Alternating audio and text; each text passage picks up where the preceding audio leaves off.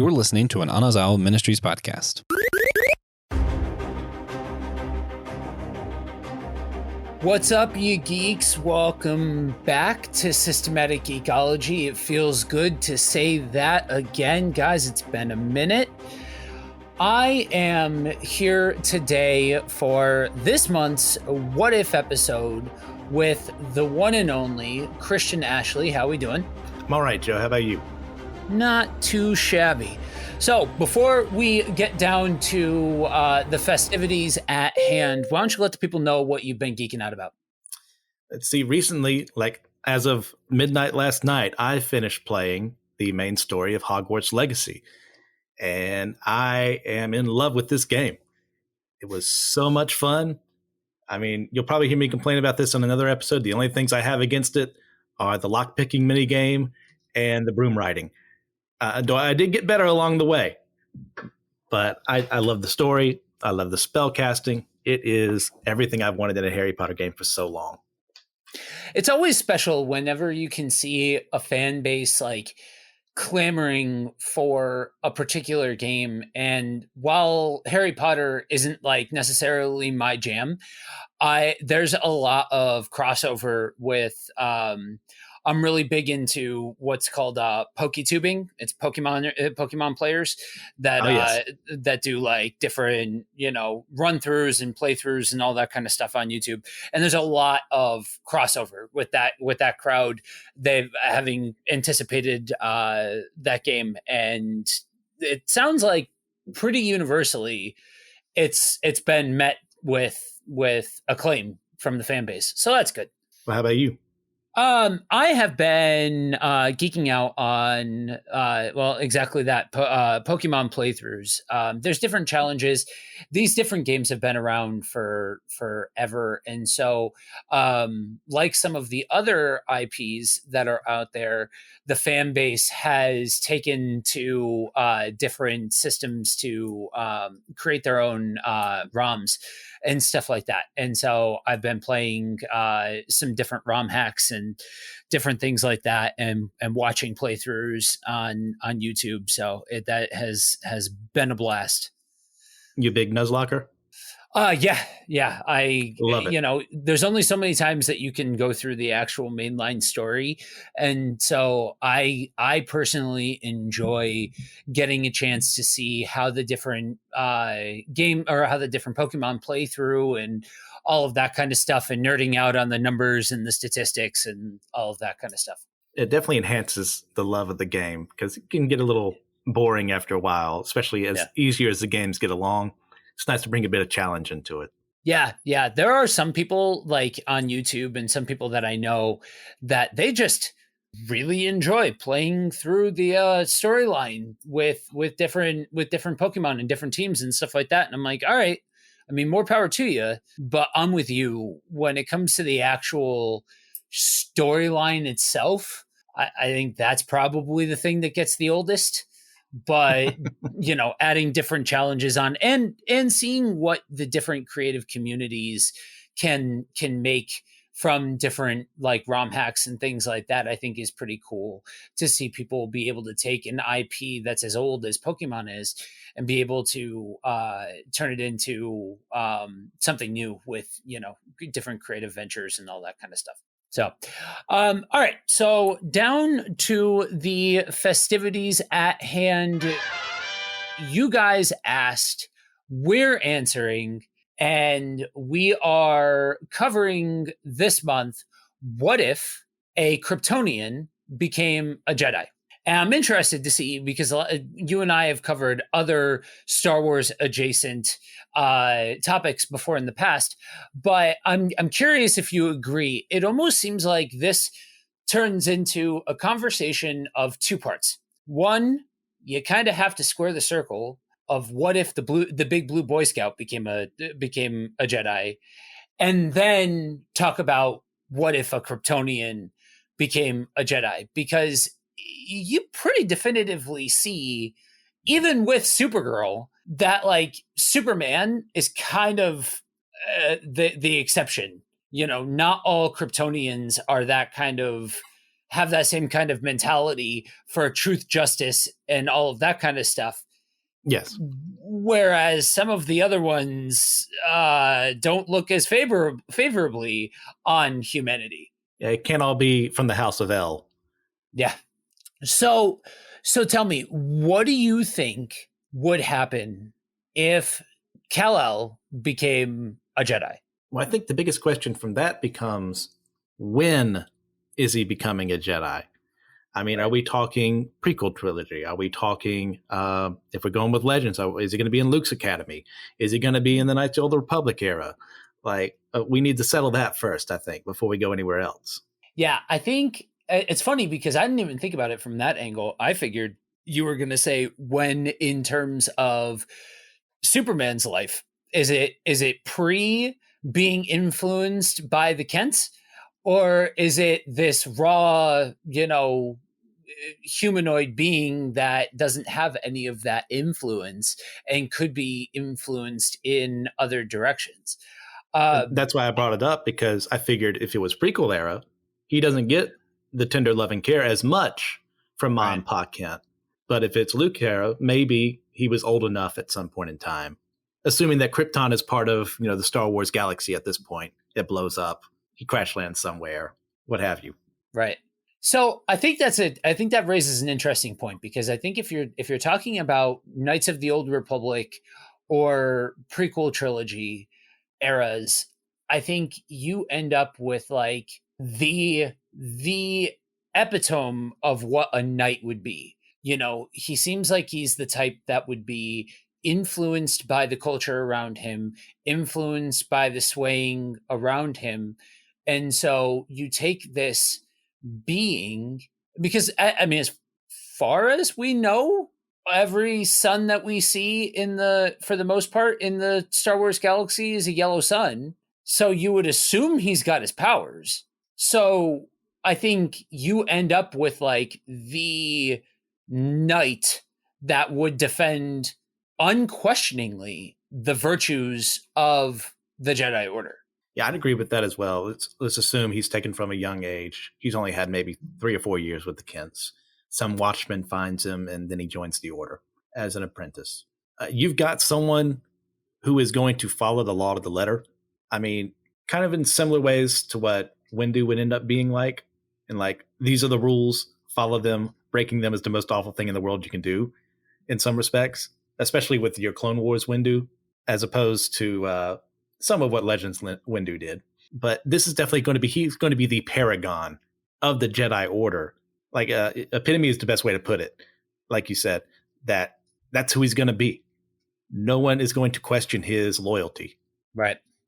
It's funny that you bring up Mace Windu, because I was going to reference Mace Windu, but in a different context.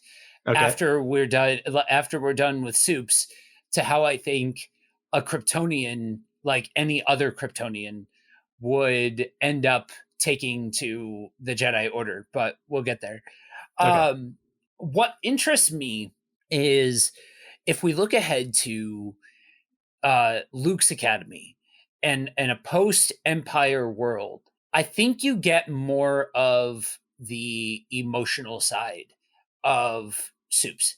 I think in different contexts, either in the New 52 or Superman as a dad, you see his emotional tie to the things he loves, the people he loves.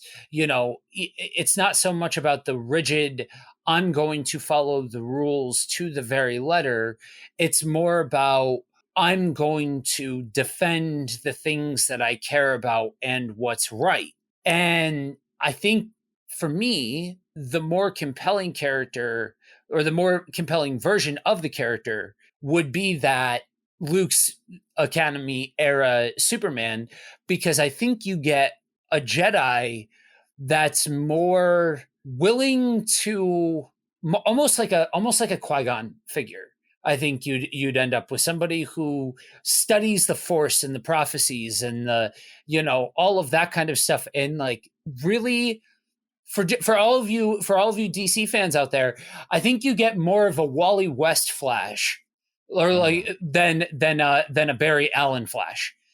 Somebody that has more of a almost religious relationship with the Force than it being used as a tool for a means of defending whatever virtue is in front of him.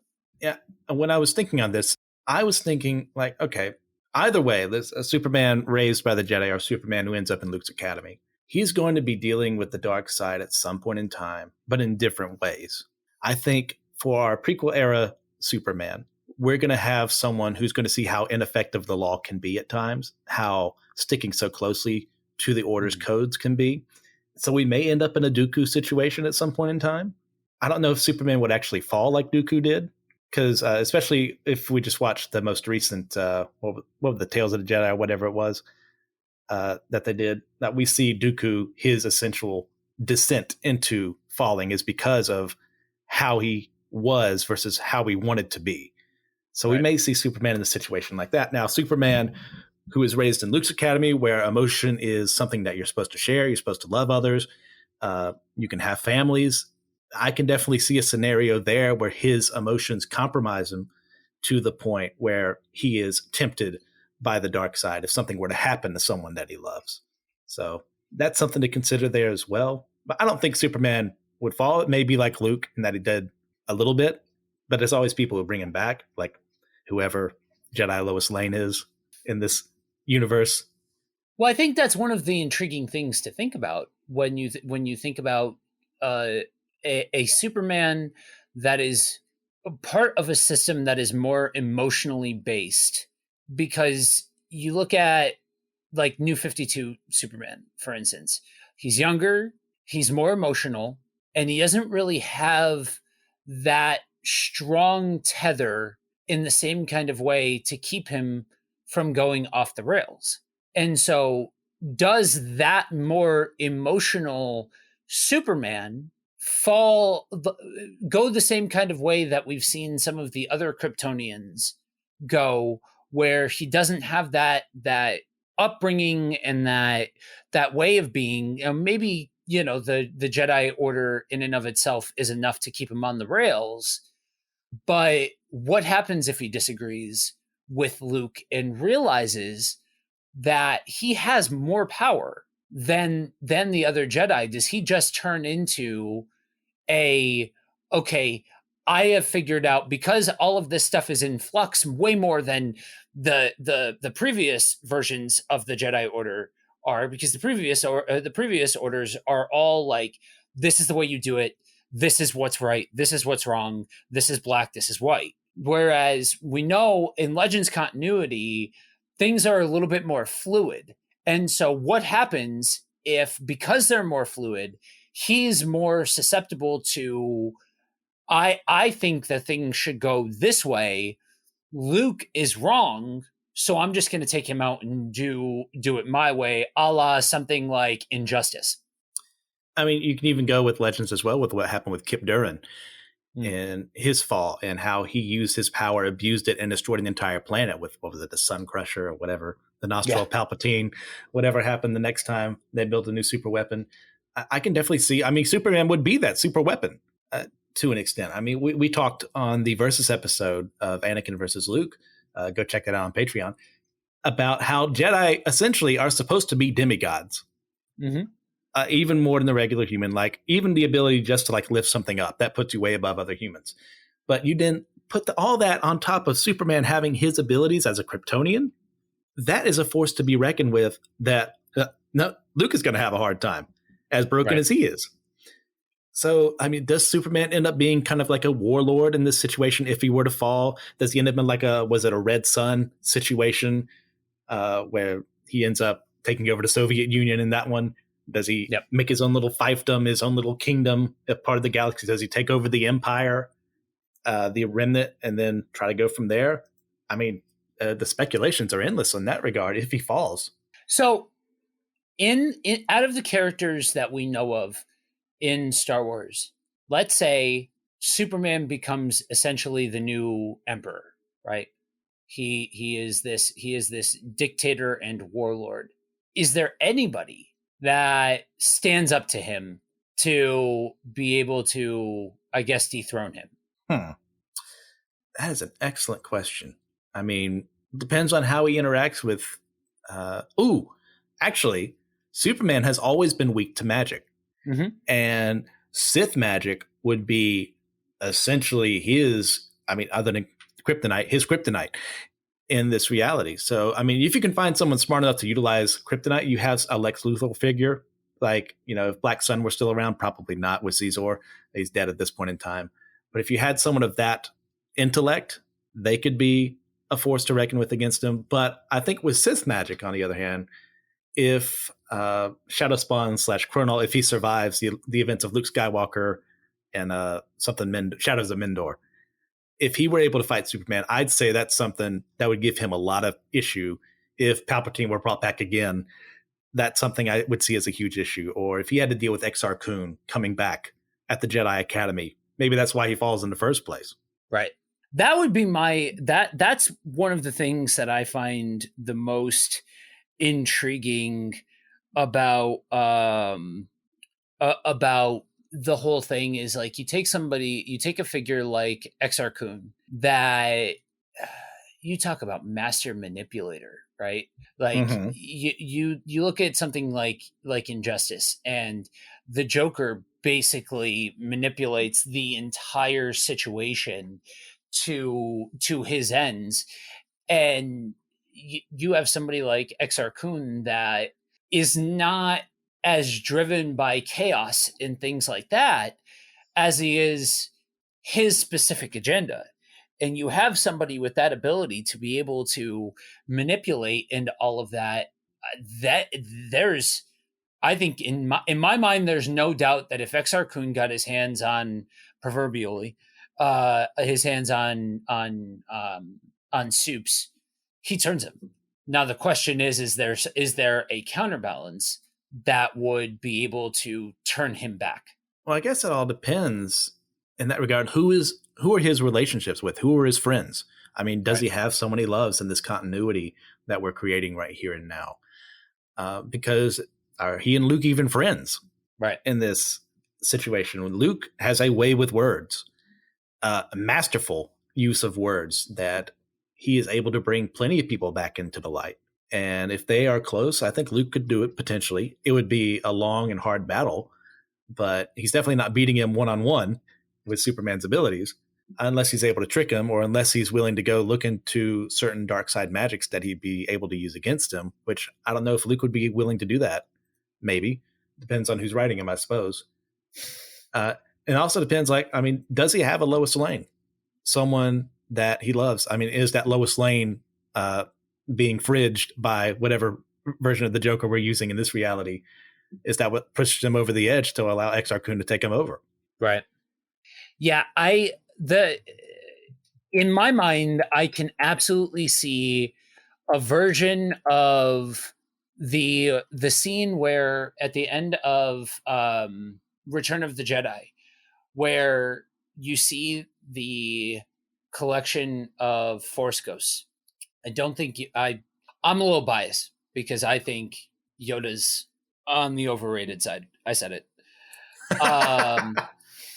But I think if you have a collection of Anakin, Luke, and Obi-Wan, and obviously Luke wouldn't be a Force ghost, but Anakin and Obi-Wan would be. I think those three together would be enough to turn him back. You have the wordsmith of Luke. You have kind of this sage figure in Obi-Wan, and you have the guy that's kind of been there, done that in Anakin, to be able to say, like, yes, it is intoxicating to seek this power or to go to this side or all of those things. And I think the three of them combined would be able to draw him to a point of understanding that at this point, it's no longer as dogmatic as this is the right way, this is the wrong way, but it's a matter of keeping your emotions in check, while also focusing on doing good and all of those kinds of things. I completely agree with that assessment. Sorry, while you were speaking, I was just thinking of something like this Superman we've created. Does he rely more on his Kryptonian powers or the Force? What does that even look like for him to realize that he's got additional powers outside of the Force? Because I think if we're talking about he's a youngling and he's raised in the academy, or he's raised with this understanding that he has Force powers, does he even realize that he has extra power outside of just the Force, or what does that even look like? Or do they just automatically assume that he's a Sith because he's doing certain things that other Jedi wouldn't do, you know? I guess it all depends on how widespread Kryptonians are in the galaxy. I mean, if you look at most comics, especially after what was it, Infinite Crisis on Infinite Earths, they were very xenophobic and very insular and isolationist. So, I mean, we may have a Camino situation where no one knows where they are or what they're about, except for some random guy who owns a diner on Coruscant. And who knows from that point, like, do they know that Kryptonians can do this? Say either way, like, how would that look if they know or they don't know? Right. Yeah. It's hard to think of a world where Kryptonians are widespread, because way more often than not, you have them at best isolated, at worst nigh extinct. So I think if it's widespread, then I don't think you're going to get any kind of mix up or anything like that. And I think that you probably end up in a situation where the Jedi teaching would be such that it would probably teach him to rely more on the Force than his, what for him would be natural abilities. If not, I think you would almost need. I think if not, you have a heightened chance that he ends up as a Sith if he's born in the prequel era, and specifically in the prequel era. But I think if Knights of the Old Republic era or Legends continuity, I think you would have enough reasonable voices around that aren't dogmatic that would end up being able to still take him in and show him the way, sort of thing. Yeah, something you said there sparked a memory of Justice League Unlimited. There's a scene there when he's fighting against Darkseid, and he gives a speech about how the world around him is basically made out of cardboard. So he's always having to hold it in to not always unleash his full potential. And if we see a Superman who is focusing more on his Force abilities and is denying his natural talent and being told, especially in a prequel era setting, don't use this, don't do any of this, I definitely agree. I see a Superman who's way easier to seduce to the dark side because he's been told what you are is wrong, or what you are shouldn't be what you should be. You should be this instead. Yeah. Yeah, I think you almost end up in a similar vein to, honestly, to Anakin in that regard. It might not be motivated by the exact same things, but I think you definitely end up with somebody that has been told you have to do this, you have to do that, this is right, this is wrong, and because it's only that, you're going to end up driving him away from that way of thinking or what have you, into what to him seems like a more inclusive group. You know what I mean? It's almost like life imitating art, imitating life. I'm just saying. Yeah, I think if we say it's not the prequels, we'll say it's Luke's era, and Luke is aware of his abilities, Luke's going to foster that. He's going to say, use both. It's like, can you imagine what you're capable of? I mean, Luke would probably give some warnings and be like, hey, don't let it get to your head. Right. I mean, you're still only Kryptonian. You can't solve everything. I think that Superman would be a lot better off in that situation for Kal-El in this instance. And that way he's able to embrace both And I think he might still deny part of his Kryptonian natural ability to focus on the Force itself in this scenario, because maybe things get a little too easy, and maybe he does something. He gets so proud of himself that something bad happens, and someone he was a hostage he was supposed to save dies, and instead of that, denying himself, he would, in humbleness, use both. But I think focus more on the Force. Right. Yeah, I think you'd almost need that specific version of Luke, because with the short snippet that we got of Josh's favorite cranky old man Luke, that because he was still so much of, deny relationships, deny personal things, or like even younger, was it Mandalorian that he showed up in? Yeah. Book of Boba Fett. It was Book of Boba Fett. Okay. I couldn't remember if it was Mandalorian or Mandalorian season 3.5. Well, I can't imagine how you would ever think that. Yeah, right. That I think either of those versions of Luke, I think would make the mistake that the people who came before him made and all of that. But I think if you end up with books Luke that recognizes the error of the previous way and is knowledgeable in the teachings of the Jedi that came before him, and is able to find all of this ancient Jedi literature and all of that kind of stuff, I think then you end up with, honestly, the best version of a Jedi Superman, and one that is prepared for, like you said, Sith magic, that he would be able to be a part of a collective and not fall prey to that, because eventually somebody's going to figure out the gimmick that this nigh unstoppable force can be stopped by magic. Yeah. Well, even too, and like in this scenario, Krypton explodes. It's in this galaxy. I mean, does the Phantom Zone exist? Is Zod out there somewhere? That could be a huge factor as someone who could possibly take Superman down, depending on if Zod has force sensitivity as well. Oh gosh, what are the other two names? Like Ursa and other guy? Yeah, I don't remember. I mean, and of course, maybe Supergirl's alive as well in this continuity, because she was also taken off planet around the same time as Clark. Well, Kal-El, I should say. I mean, that could be a motivating factor for him too. Is like protecting her. Is she force sensitive as well? Is that a family thing? Right. Or is he the only one with it? So, yeah, definitely. I agree. This version we've created, trademarked right now, of Superman, I think is going to be one of the best Jedi we've ever seen in existence. Yeah, yeah. Speaking of Supergirl, I'll go out on a limb and say I fundamentally believe that Supergirl becomes a Sith.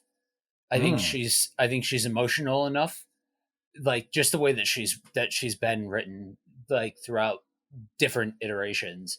She's always been had a harder edge to her than Soups did, because she grew up on Krypton, because she wasn't raised in the same way that Soups was. That if that's still the case, I think she absolutely becomes either a Sith or a Dark Jedi. I see, especially with more modern interpretation of Supergirl, instead of what we used to get as more happy-go-lucky kind of way. Not saying there's anything wrong with either characterization. No. This more modern take on Supergirl would most definitely be more prone to falling to the dark side, assuming she had force sensitivity. And if not, I mean, she's still a force to be reckoned with. Right. So shifting gears here, what happens if a Kryptonian outside of the House of El has force abilities and all of that? Do they become a Jedi or do they become a Sith? Now, once again, it's going to depend on when they're being, becoming a Jedi. And I would definitely agree with what we said before with prequel era. You try and suppress that Kryptonian heritage and deny who you were, especially depending on how old this child is. when they're taken to the Order, I think we've got the makings of a new Sith Lord on our hands. Yeah. Yeah, this one I'm a little less, I guess, I think this one's a little less situational, in my opinion. I think this one's pretty cut and dry, that we've seen pretty categorically that Kryptonians are an emotional race. And I think that with anybody that, the story of Superman really comes down to the Kents. And I think when you don't have the Kents, you pretty categorically end up with somebody that's way more susceptible to becoming a Sith or a Dark Jedi. I think if you go to somebody like Zod, I think you end up with the preeminent Dark Jedi. I think you end up with somebody that absolutely will take that power, realize that I don't think he'll be closed-minded enough to become specifically a Sith, but I think it'll be a case of understanding power and the desire for power enough to marry those worlds and end up as a Dark Jedi. Yeah, I think you hit it on the nail when you mentioned Ma and Pa Kent. They are the key factor here in the influence that they have over Kal-El or any other, say some other Kryptonian was born with them, and they raised them. Without their influence, without their love and tender care, we don't get Superman. I mean, all you have to do is see all these other, Superman gone bad TV shows. What do? You don't give them Ma and Pa Kent. Or you do, and you kill them off. Like, you get your Brightburns, you get your Homelanders, so on and so forth. That's what part of made Superman who he is how he was raised.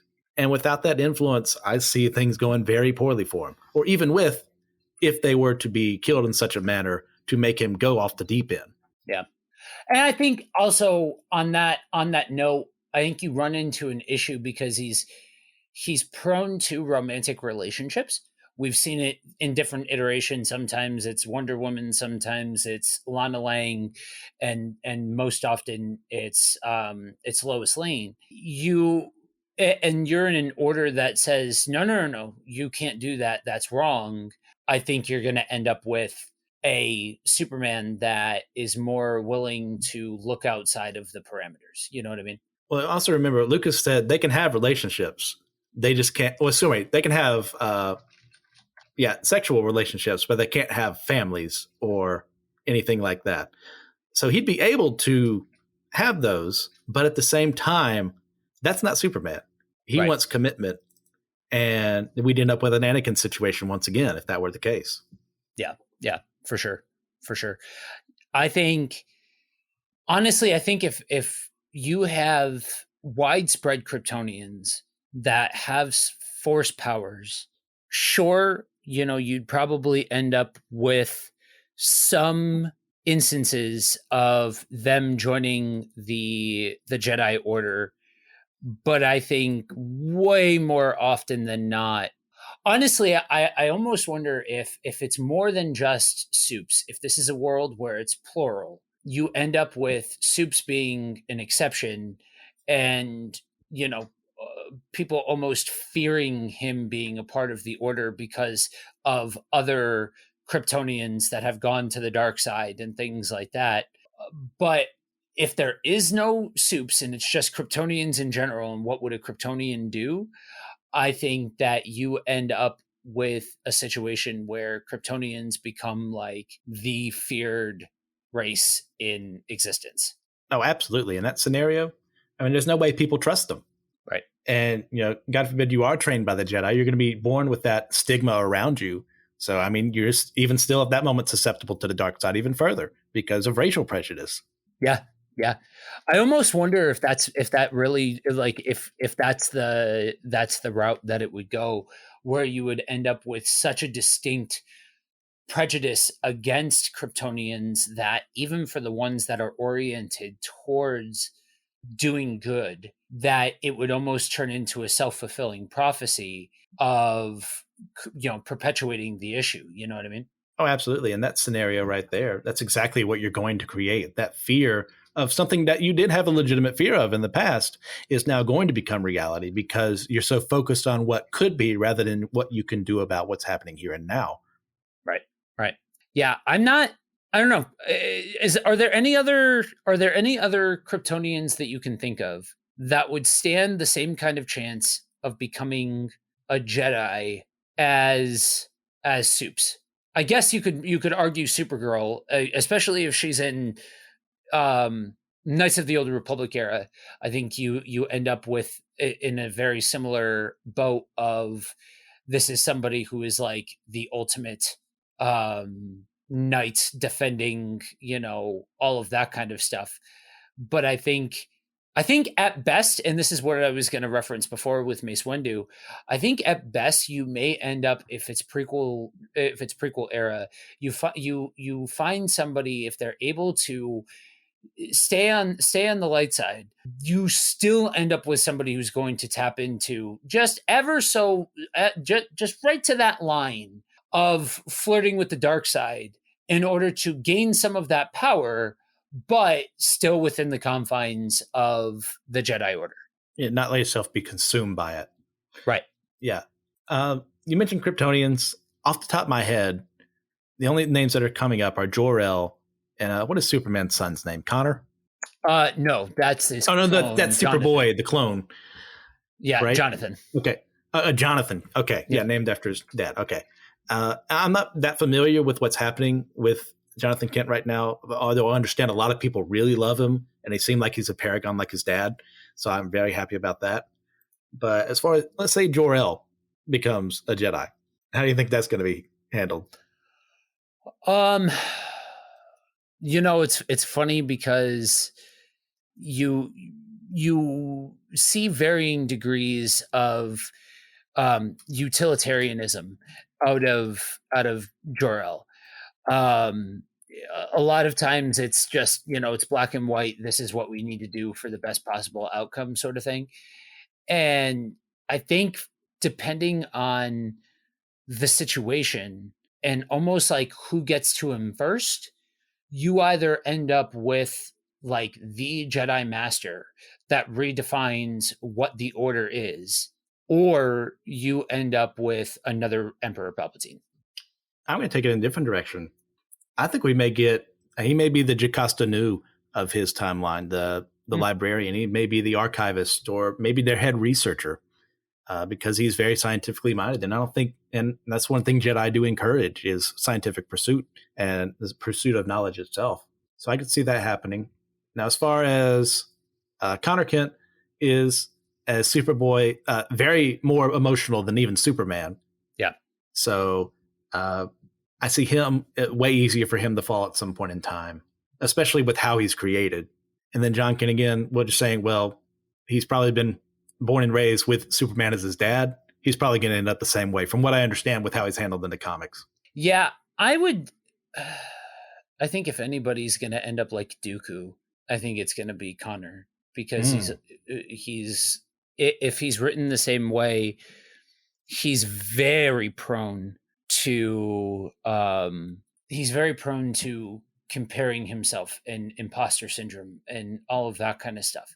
So I think he's always going to be comparing himself against somebody else, be it if he's in the same world as Cal, or if it's somebody else. I think you're going to end up in a situation where he's going to fall prey to comparing himself to somebody else and ending up ultimately on the dark side. See, I would think Jonathan Kent would end up being like the Jocasta Nu of this world, because he is being written similarly to Superman, but they're giving him even more of an emotional edge. Like it's almost like, honestly, if I had to compare it to the characterization of anybody else, it would almost be like how Gohan is written in comparison to Goku. where there's some of that same edge, some of that same power, but it's being married with more of a human streak. You know what I mean? And I would think that that would probably lead him to having an increased interest in exploration, in chronicling, all of those kinds of things. I guess it depends on what aspect of that kind of role you're emphasizing. Because if it is science and archival and being like the old knowledgeable one, then yeah, you probably end up leaning more towards Jor-El. But if it's more about exploration and stuff like that, I think that kind of mentality almost has Connor in a mix between like that scientist chronicler or somebody who like makes the knight, like the Jedi Knight. You know, somebody who's not afraid to get into battle, you know, do what needs to be done, all of that kind of stuff, and isn't so tied to, you know, being about the way and all of that kind of stuff that they become a master. Somebody who's more interested in the adventure of it all and all of that, and so stays at that knight level. Almost like in a way that they elect, like I could see Jonathan Kent electing to stay a knight, not becoming a master. You know what I mean? Because I think if it's the line of Superman, you almost have this. It's a given that he would have the skill set to become a master. But it almost seems like that role wouldn't fit his personality type, at least not where he's at currently in the comics. Well, I'm glad you said that because all my knowledge of him is very tertiary. Like I've not read anything that he's been in. So all I've got is other impressions people have left me. So to hear that side of him, that's something completely new to me. And I like it as a way to diversify him from his dad, but also keep him true to the spirit of who Superman is supposed to be. I love it. Yeah, I was slow to come around on Jonathan Kent, but more so because I was trepidatious because of what they were doing with the Justice League. It was right after they quote unquote killed off the Justice League in this last crisis. And so I'm like, I don't know about all this. You know what I mean? It had very little to do with his actual character, but the way that they were, the way that they ended up writing him and all that. Not to mention, I was a really big fan of Super Sons. One of my low key gripes is that didn't become more of a thing, and that they aged up Jonathan and all of that. Like I thought Super Sons was amazing, and I would have loved to have seen Jonathan be on the Teen Titans and all of that, and like go the same kind of way that Damian did. That's neither here nor there. But I think that now that they are trying to give him more of his own characterization and not just make him Superman light, that he's actually becoming more like a better all around character, and gives him at least enough personality that at least at this stage you could make that inference without just being like, yeah, he's like Superman, so just copy and paste everything that we've said about Clark, because they're two different characters. That's really good to know. I'm glad that's working out for him, because when they first announced him, I was like, oh gosh, here we go again. Yeah. But that's been handled way better from what I understood at the very beginning. So I'm glad to hear that. Yeah. And I'm of the generation that grew up with the death of Superman and the reign of the Supermen and all of that. So I remember those comic runs. So it's always that, you know, are we just trying to do Connor again? Are we just trying to do, you know, John Henry Irons and that sort of, you know, somebody who's inspired by and all that kind of stuff? But no, they're trying to do a different direction for him than previously. Yeah, I think there's enough personality difference between the various versions of Kryptonians that if you were to have any one individual ones. I think we've done well to compartmentalize each one of them. The one thing I will say is that if you have the Superman family, if you've got Cal, if you've got Cora, Kara, yeah, and the whole nine yards. I think they kind of keep each other honest in a way. I think you either I don't think I see all of them going to the dark side. I think you see most of them staying on the light side, or you end up with everybody kind of as gray Jedi. Not to go back to that trope, but I think that you almost end up with this house that is its own subsect of the Jedi Order. I'm not the one you have to warn about liking Grey Jedi. I was very positive on where they were going with that until they decided to character assassinate Verger and then say that she was a Sith all along. But you know what? Whatever. Yeah. Do you think any of them end up becoming like Mandalorians or anything like that? Like part of the Mandalorian race? Not race, order? Like, yeah. I mean, Connor may be our best bet here. Yeah. If he leaves the Order at some point in time, like he's had enough. Right. He's choosing a different path. I could see him joining the Mandalorian. Oh, dude, could you imagine another Jedi Mandalorian war, but head up by two Kryptonians? Oh, that'd be amazing. Yeah. DC, Lucasfilms, Disney, the whole nine yards. Everybody's listening because we all know y'all are listening. That one's for free. That just book us to write it. It'll be fine. We've got this. Yeah. You know where to contact us. Yeah, that would be. I think that would be a lot of fun to see Connor become a Mandalorian, because I think he would end up that. Who's the other one? Not Connor. Maybe I am just thinking of Connor, but aren't there two clones? One that's good, one that's bad. Superboy Prime, and then he's from a different universe, right? Yeah. He, I think, would become either an absolute warlord or like the Mandalorian. You know what I mean? I think like he would either end up like the head of a warrior race, or just straight up going after power and becoming like the next emperor. I could definitely see that, as conceited as he is, as power hungry as he is, most definitely. Yeah. So let's go ahead and head into the wrap up. What recommendations do you have for the lovely listeners? Let's see. For those of you out there who are big fans of the old Dragon anime, there is currently airing in this season Dragon Stampede, which is from a different alternate world kind of take on the ideas. It's been very fun. Get over the CGI. It is what it is. Enjoy the story. It's got my boy Nicholas D. Wolfwood there with his giant cross gun. It's amazing. It's epic. I love it.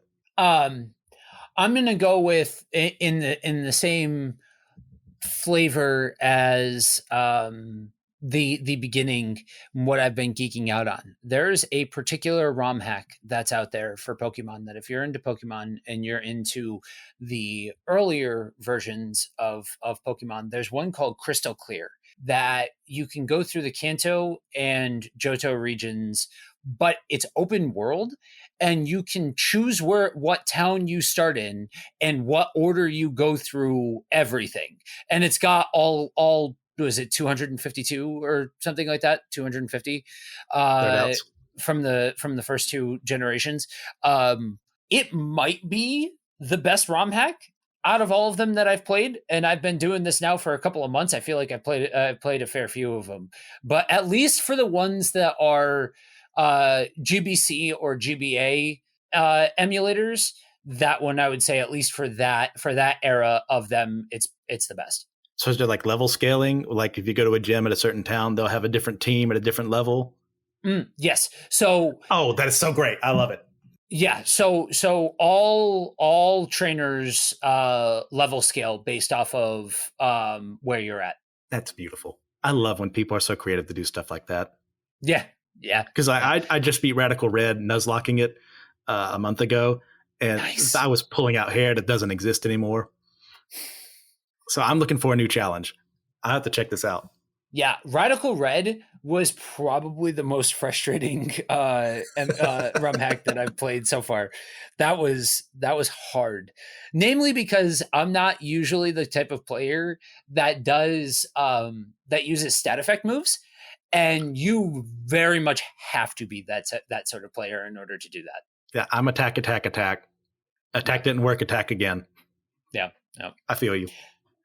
So with that, we bring this episode in for a close. If you have listened to this and you want to hear more wonderful what ifs or just more from the panel of hosts, you can head on over to systematicecology.org, find our full catalog of episodes from the last year and a half, as well as find the host tab where you can see what other shenanigans the panel is up to with the various other projects and goings on.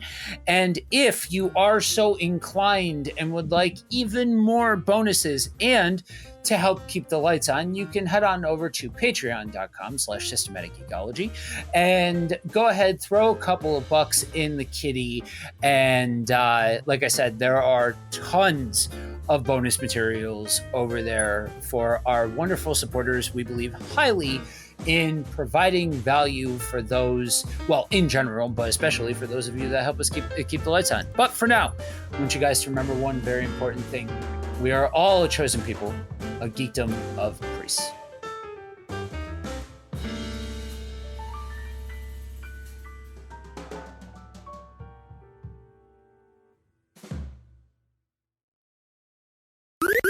This was an Anazao Ministries podcast. If you enjoyed this show and would like to learn more about our network, be sure to check out the Anazao Ministries podcast network.